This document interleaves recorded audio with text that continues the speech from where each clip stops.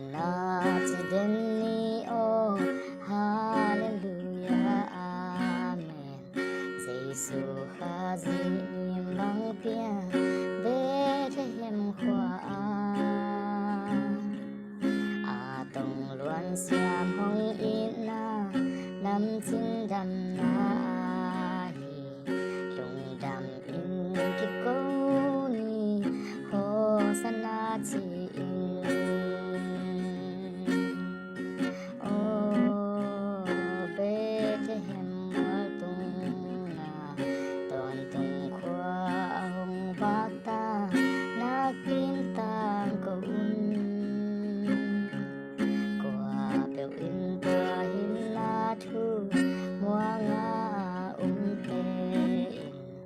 lùng khăn na em mau na thuang non lâu đi tiền đằng in vàng liên sa nghe khi lem na cũng bê bà hồng in na tui bằng hồng loa sim lấy tung tình sung ko tan na pan ei te swa ta ki na gan sian ma i to pa hi oh Bethlehem mo tung ton tung khoa hong vác ta na kinh tang ko biểu in tua hin na thu mua nga te lùng khăn na le mau na thoáng lâu đi bà hồn xiêm tương tung ta e din đam na hi ki in na te bang luang sa Calvary mual pan đằng thu qua in leo thề nói xin lệ van nói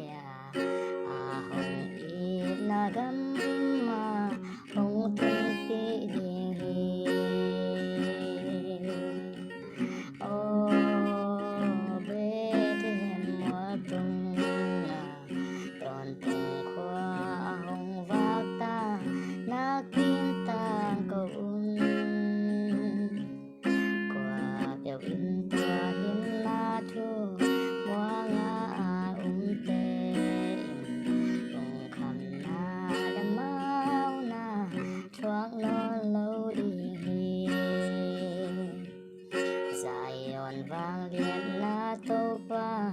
mang thắng tê hong rong phàn có pi tên ít tất lê khoáng vắng khô dầu lâu kinh tung sian vun to pian bel ta hen amen ei te hong happy na qua man nya thei lo